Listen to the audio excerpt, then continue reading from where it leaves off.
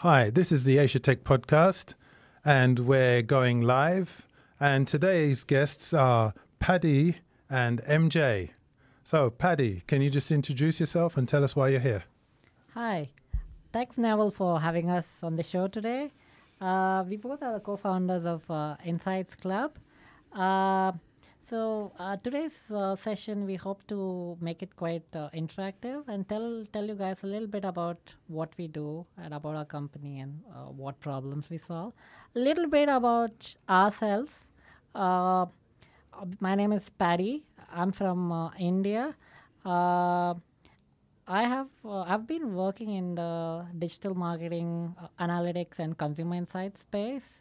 So I used to work as the head of data science at Lazada Group.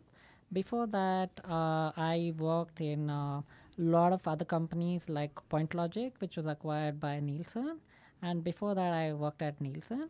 Before I tell you a little bit more about why we started on this journey, MJ, can you tell how do we know each other? Do you want to tell these guys that how do we know each other? Well, Paddy, yeah, I still remember those days around 12 years back. We used to work together in Nielsen, India, and you were based at Bangalore. I was in New Delhi. We used to meet quite often and kind of used to fight as well. So we met each other in 2006 or 7, and that's where we know each other. And then we bumped up again in Malaysia after some 8-9 years when I moved from India to Malaysia, and I was working for Nielsen, and then he was with one of the media agencies. So that's where we reunited, and then that's where we are out start. So, who was the client, who was the customer? Really, who was the I mean, client and who was the supplier? none of us, because we both were working for the same industry. So when we were in Nielsen, we both were delivering different stuff. But yeah, I mean, later on when he was in media agency and I was with the agency side like Nielsen and Kantar, Yeah. that's where he was the buyer of data and I was the seller of data. And that's where we realized there is a need to do something which personally we felt there is a business need. And then that's where Insights Club started. So, how did that need evolve? Well, so just to give you a little bit of, I have been working into the market research agency side for almost 12 to 15 years. And then I realized that there is a huge pressure from the brands, those who are buying data that, is a less budget. They want something really quick and fast. And brands like Nielsen or Kantar, it was not really, really easy to change because it's a big organization. So the adoption was quite slow. And that's where, there was a huge pressure. I realized that, okay, people are literally in pressure to deliver the numbers. And same, that's where, I started discussing with Paddy that, hey, there is something like this and then something has to come. And he has also felt similar pressure while okay, because he was in a media agency, he was in a e-commerce site, so he was buying data. So though he was managing the budget, but he was also into a pressure of getting things faster, which he was not able to get. So do you want to share your experience in terms of how that happened in e-commerce and IPG media when you used to buy data? Good point. Actually, just adding a kind of a different side to just what MJ said. Actually, while working as a buyer of data, starting at IPG and at Point Logic and at e-commerce, a lot of times, for example, when I was at Lazada, I was looking to get a lot of consumer insights, market studies done. Most often, as you know, a lot of digital companies are really, really fast paced. So you need the results quite fast so that your decisions are more data driven. A lot of times, by the time we got the results, either it's too late, we need to already make the decision. So then it's either money down the drain or it's data which can't be reused. So we started observing this issue from different sides of the spectrum, like MJ mentioned, from the supply side, from the customer side, from the digital side. That's when we started talking to a lot of potential customers and suppliers in the market because we wanted to see, is this only what we to face or is it a industry-wide trend? So we observed three big issues in the industry. We observed that data still exists in very siloed ways. It's not really looked at it as a single piece. So it's like one person is looking at something, another person is looking at something, and there's no full picture view. There's no means to kind of link these insights to real marketing action. So it's like, oh, good to know stuff, but is it really actionable? Third aspect was there's really not much changes in the methodology, the way first party data is being collected. So there's not really much changes. Because of that, a lot of customers are still apprehensive of the quality of data which is being collected. So we started talking to a lot of potential customers and suppliers in the market. That's when we found that this is a huge industry-wide problem. Do you want to talk a little bit about the problem you observed? So when did you realize that you two should work together on this same project? So how did that come about? So in 2016, we saw this issue. Early on in 2016, we saw this issue in the industry, which is when we started discussing with each other. And that's when we decided, hey, is this a big problem, or is it just unique to a few people in the industry? That's when we started talking to a lot of potential customers and suppliers in the market across APAC to find out, hey, is this a big enough problem, or is it just a small case? So why didn't you work on it on your own? So obviously, it's a very important point. It has to do with complementary skills. Do you want to talk a bit about that? Yes. So same thing, in 2016, that's where I was always into the data supply side. I was always selling data to the brands. I used to work with media agency. I used to work with the brands, like big brands. And it was like too much of pressure. Okay, how things are not moving. They want something fast, quick, real time. And, that's where we started discussing early 2016 that, okay, this is my problem. And then I realized, oh, this is not my problem. This is his problem too. So that's where we became something common thing. And we started talking to the rest of the lot of people in the industry. We know, we don't know, and the both side. Is it something us thinking, or is it something real big problem? So but I'm trying to get to the point where why didn't you just create a company on your own? Good question. Very good question. So I believe in that.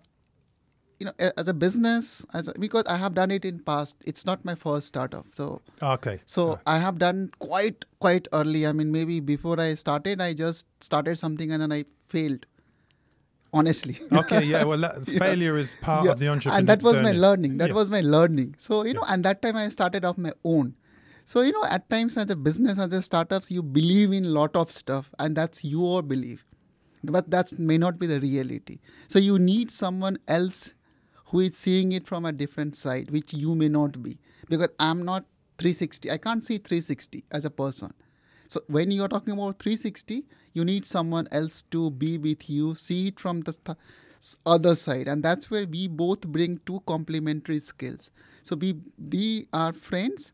We are together because of two different skill set we bring as a team. So can I just add a bit of point on that? So two things, okay? One is statistically, if you look at it, the likelihood of single founder startups which fail, the probability of failure for single founder companies goes up by more than 3x compared to two founder startups.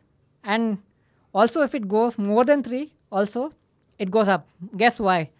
Too many cooks also spoil the broth, right? Yeah. To a decision making. Yeah. Too long time to take decisions. So it's statistically proven that 2 is a pretty optimal number. So that's also a big reason. Obviously, VCs prefer 2 company founders because you're less likely to be biased in your decision making, right?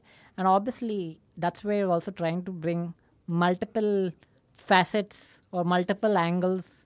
You're bringing more challenges, questioning each other, breaking the myths. So definitely the probability of failure is high if you would tend to start on your own. So MJ, what do you bring to the business in terms of skills? You complement each other. Yeah. So I want you to tell what is your skill as opposed to Paddy's skill? Well, so I have had experience of managing large scale operation. Really, more than 100 people I have managed at one point in time. Managing stakeholders, understanding client, because I'm into a business where I have been selling data, so I understand what is business need. So I bring that. Where I see Paddy is bringing more innovative, more digital approach, more because that's where we complement each other. So do you agree with that? Yeah, just to elaborate, obviously, I spent a lot of years at the, like e-commerce digital company. So, and obviously I've been more working with marketing end users. So that's also a reason why I am able to think of how results can be used, actionability, and obviously I have a strong background in data and products. I did play a big role in the product and data science. I built a data science team at Lazada, so I do have a lot of background in building teams from ground level ups in data. And essentially, we are a MarTech technology company. We are a platform. So that's where we bring complementary skill sets, understanding operations, understanding supply, understanding customers from different facets. Because you also need to understand in our line of business, you have customers at different stages of the journey. You have some who are early adopters. You have some who are late adopters. You have some who are in between. But you need to cater both your solution and your selling approach to cater to different solutions. That's where we bring that picture. So it's interesting you mentioned solution. So exactly what problem are you solving for the customer? As we started, the business problems, what we saw, which we realized before we started, where we started working on it is, data are sitting in silos. So you have first party data, you have third party data, you have multiple sources of data, you have media, you have e-commerce, you have social, and everything is sitting is its own. And so that's one of it which we are trying to bring it together so that, they can talk to each other, and then it make more sense for the marketeer, for the brands to take decisions based on data lead. How are you bringing it together? So we have our own secret sauce, which is our AI algorithm, where we bring that all together. So, yeah, good point. We are looking to hire a rockstar data scientist by around July. So definitely anyone who's PhD types who wants to work on great solutions, who want to help us develop innovative approaches, who want to be part of something who's disrupting the marketing technology space, give us a ping. We are on the lookout. Are you looking for just one data scientist or a team? We are on the lookout for a lead data scientist to start with, who will obviously lead that whole initiative. So we are starting with a kind of a lead data scientist who will be both the lead plus hands-on, and eventually that person will definitely build a team. So if I come into your company and I look around and I say you're doing it the wrong way, yeah? You must have heard that. So what do you tell people that will tell you you're doing it the wrong way and that there's a better way? What would you tell people? So two things, right? So definitely we get a lot of feedback, okay? Obviously some very good, where we can learn. Some okay, some not so good. So it's important to also be able to selectively filter, which means either think about it, validate whether it's a good input. And obviously, we do have a lot of data points to support our direction. For example, we currently, InsightzClub, we have more than 20 paying customers, right? Half of them are brands. So we work with a lot of big brands like, Club Med, AirAsia, Colgate, a lot of the big media agency groups, right? And we've had pretty impressive revenue growth month on month, though we can't really share those numbers publicly. We are growing at an extremely fast pace. And we went through an accelerator, Murudi, backed by Telstra, and we've raised angel money as well. So we have a lot. What I'm trying to get at is we have a lot of social proof and external validation obviously customers validating, paying for a product, our investors, our partners, all that is a validation that we are on the right path. Definitely we keep taking learnings from the market so that we continue to go on the right path and we accelerate as we go along. But have you heard any from your accelerator experience, as you went through that, did anyone say to you, I think you should do it this way, and then you chose to do it another way? We always hear that. I mean, and that's the journey all about.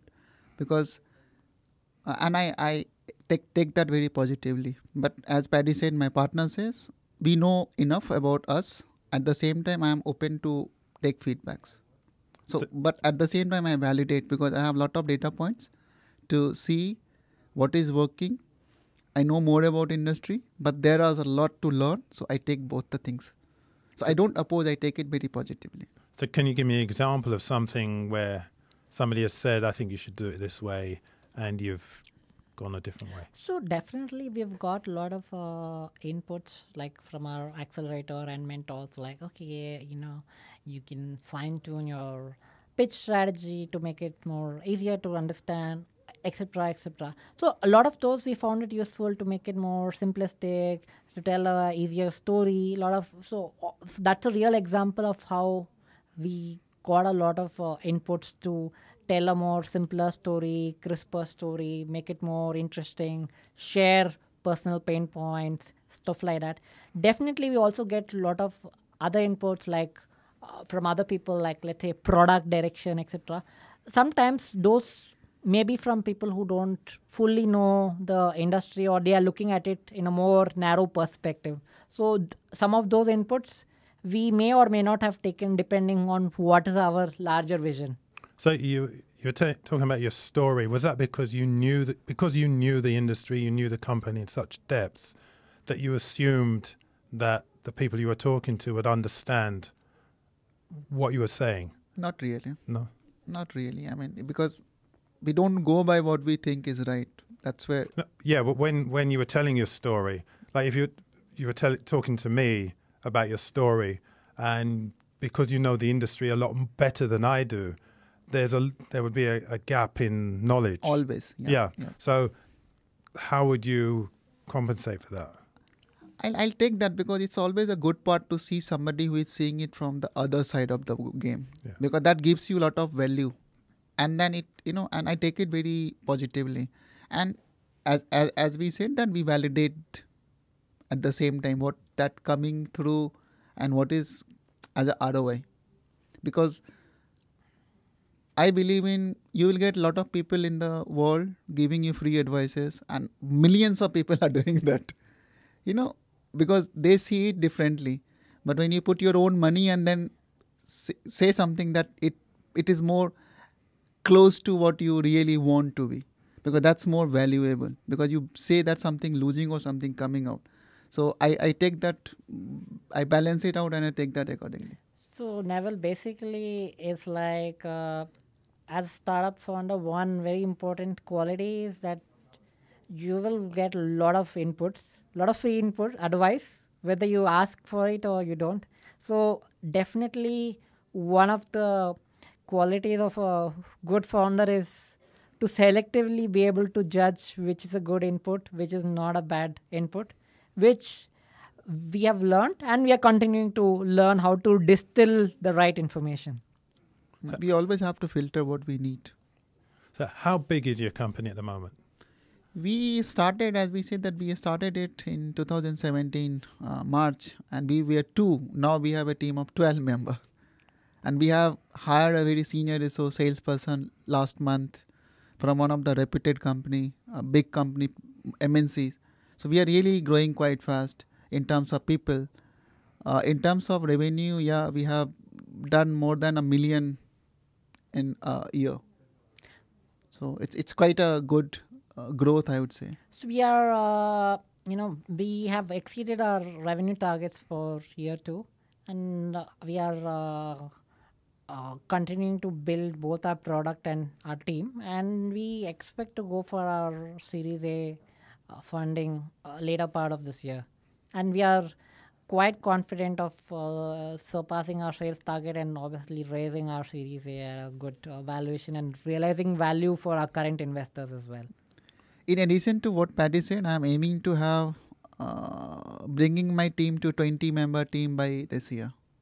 And why did you choose Singapore, if you're based in Singapore? So we have a interesting question. So we have a team actually split between Singapore and Malaysia, KL. Singapore obviously is strategic for us from our industry perspective, because a lot of the regional consumer brands we sell to, the regional marketing teams are based in Singapore. So obviously it makes sense. And obviously Singapore is where we also have all our investors are based, and that's also where we expect to raise our future on. We have a lot of our back-end team like our tech and customer success in Malaysia. That has been good because it has helped us also to get right talent and also manage our cost at an optimal level. So we'll continue to build our back-end operations in Malaysia, but have our regional leadership team in Singapore as we go along. And any other countries in Asia? So we currently have our presence here. In terms of our plans, next year, currently we sell mostly to customers in Southeast Asia. Next year we'll start expanding to more countries across APAC, and we also expect to set up local offices in key countries. So Indonesia, Thailand, Vietnam, Philippines, India, and so more. So we expect to set up local teams to do enterprise selling and work more closely with the local brands in all these markets. So you're the CEO, Paddy, Yeah. And MJ, you're the COO. That's right. So how did you decide which roles you should take? Paddy started before me, a month before I started full time. So obviously he took the lead. Oh, you got there first. So, obviously the advantage. And obviously we do a lot of complementary things, and obviously it was, there were a lot of, synergies. Okay, so he was already managing operations, I was working more on strategy. So, And we are okay with it. So we don't really, we are good with it. Yeah. And what other positions do you have in the company? We have head of engineering. Yeah. We have a chief client officer. We have customer success. These are the key positions we have. And we have full stack engineers. And how did you go about deciding what positions were needed and who would take those positions? So we obviously decided on those positions based on obviously what are positions which are there in enterprise space, what is suitable for our industry, obviously what is the need for us at this current stage, and obviously then we funnel down to what will this role entail. Do we really need this role, and how's that going to help us in the revenue, in the growth, in the longer vision? And that's how we created those roles. And not only just created those roles, we have a full vision of how we're going to build that whole team. So, and the next role that you're looking for is a data scientist. So that's a more senior role we are looking at. We are also obviously looking out for like customer success in Singapore. We're looking for customer success in Malaysia as well, whose role is more to manage client accounts, work more closely with engaging customers who we've already signed up and stuff like that. So how do you find recruitment in Singapore? Is it an easy thing, or does it have its challenges? Definitely, as a startup, there are challenges to getting the right talent, because you want people who don't just want to work in it as a job, but who are actually passionate and who want to be in it for the long term. And definitely, if you're attracting talent from multinationals and other companies, definitely they need to be part of the right mindset and mentality. Skills is important, but mindset is equally important as a startup, because you're building that culture behind it. And definitely, it's as you know, Singapore is a vibrant market. There's lots of startups. There are a lot of unicorns like the Grabs of the world. So finding the right talent, finding people who are joining us for the right reasons, who will fit into the scheme of things mentally and obviously skill-wise, is definitely important and quite challenging. So talking a bit about that, so that's why we we often follow a recruitment process where it's not just us who validate or who's the team who's hiring. A lot of times when we're hiring for key roles, we also get our external mentors and advisors to also speak to them, to kind of both for them to validate and also give those candidates a different perspective as an outside angle. So that's a kind of a unique way we look at it. How long would the process be?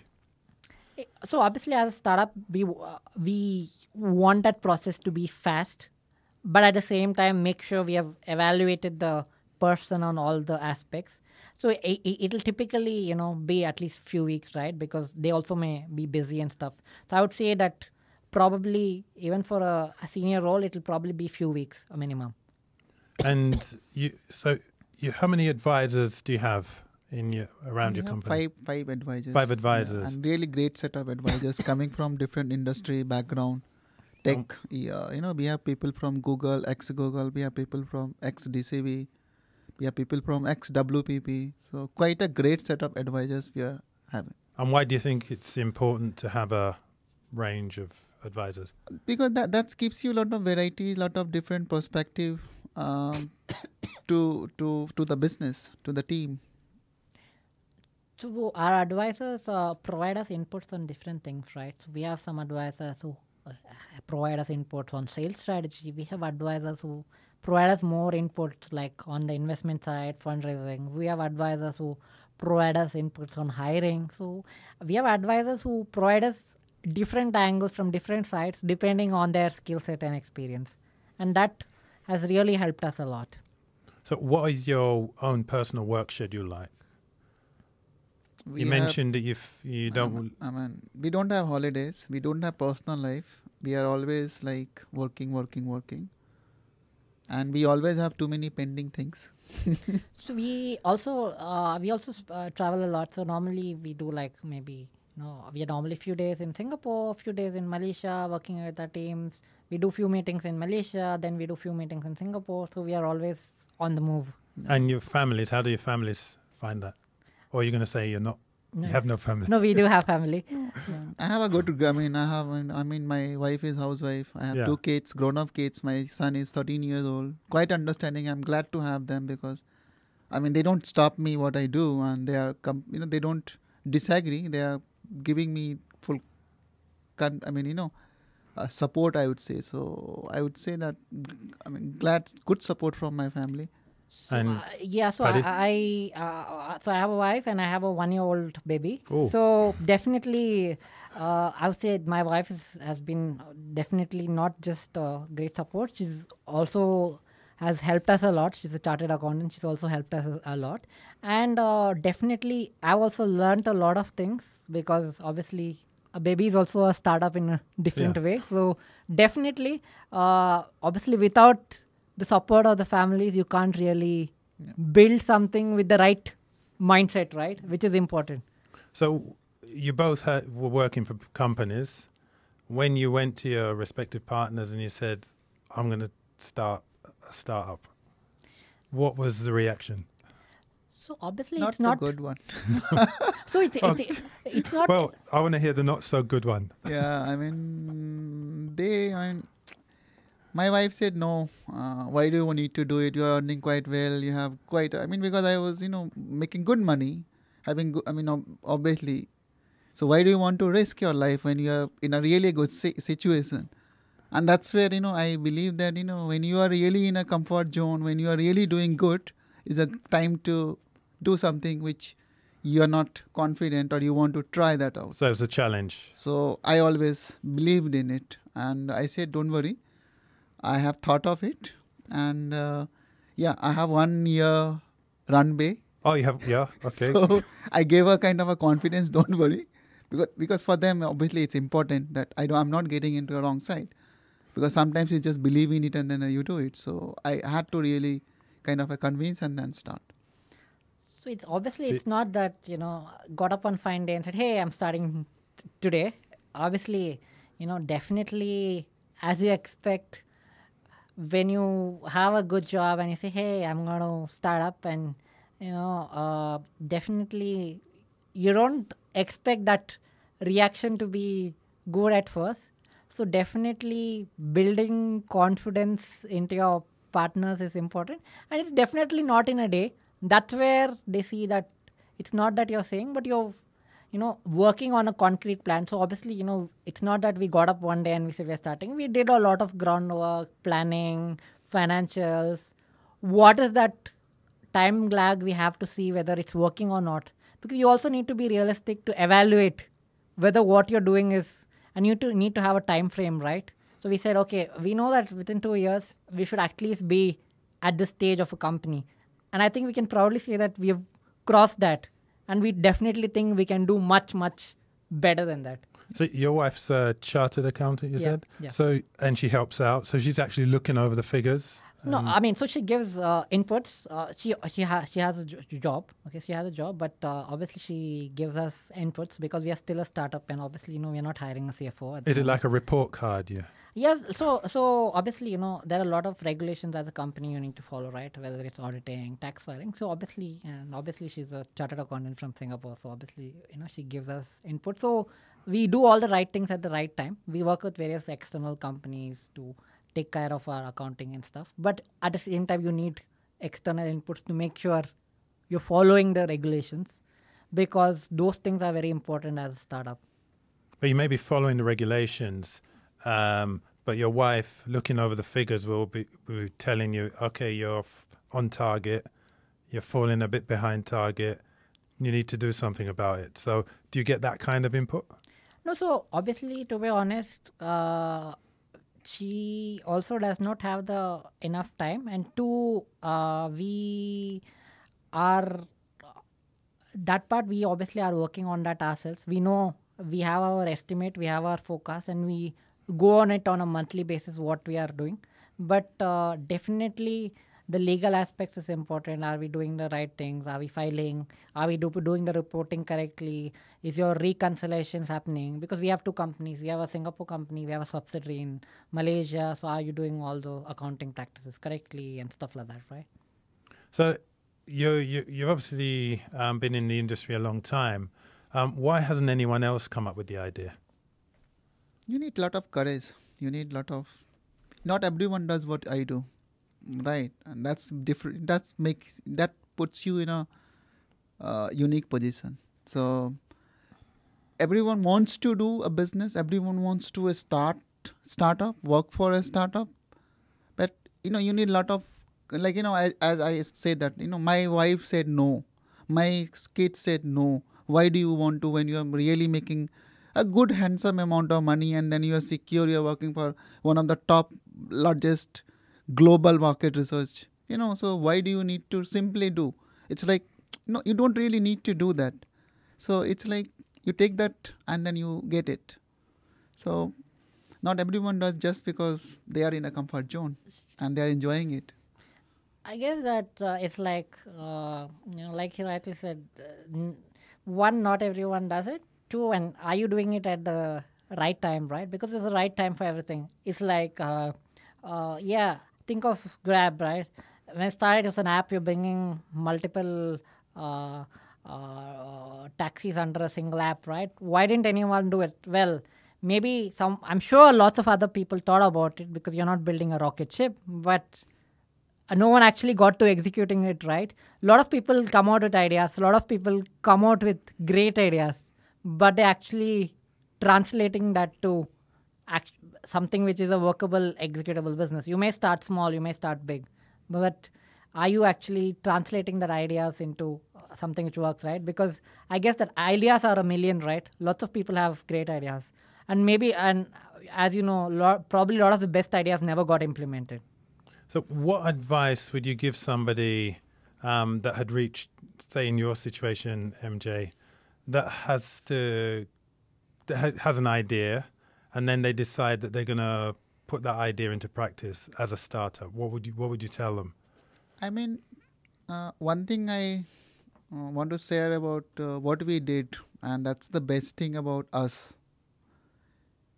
Yeah, you have an idea, believe in it, but validate it before you get into this. So make sure that you deliver, you add value, and don't just you believe in it. Make sure that you get it checked by lot of people, and I mean lot of people means really talk to a lot of people you know and you don't know, because when you have something, you see it from your point side, that's your story, but your story is not the full story. So always get the full story, and that full story will come only when you talk to rest of the people.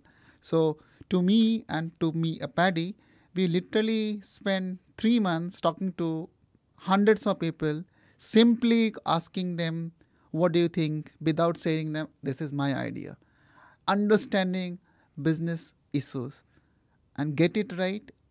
And when you have, make sure that you build, you deliver and add value. It's two things, right? So it's like always people who are close to you or your friends will always say that, hey, it's a good idea. MJ will say, my wife will say, but are your potential customers and investors, do they actually see that this is interesting? So do validate that, and always make sure that your go-to market is ahead of your product, which means that build little, test, again iterate. If you overbuild your product, maybe sometimes people are not willing to pay for it. So make sure your customers see value, they're willing to pay for it. Okay. So is there anything else you'd like to add? I would say that, first of all, thanks a lot for having on the show. Definitely, Insights Club is on the path to disruption, to change the whole MarTech technology space. So we are definitely looking for more partners, more investors, more enterprising, dynamic, talented employees as well to join us. So do join us, join us in the journey. And obviously, thanks a lot for all those people who have supported us on this journey so far. MJ? I'd say thanks a lot for having us here and give us this opportunity to talk to rest and share this to the rest of the world. Thanks to people who had supported us so far. Thanks to the team. We are literally looking for good people to come join us. We are looking for partners. Feel free to connect us if you want to be part of this journey with us. And how are they going to get in touch with you? Look for insightsclub.com. InsightsClub.com. InsightsClub.com. Yeah. InsightsClub.com, or hit us up on LinkedIn. Okay. So that's a wrap. Thank you. Thank you.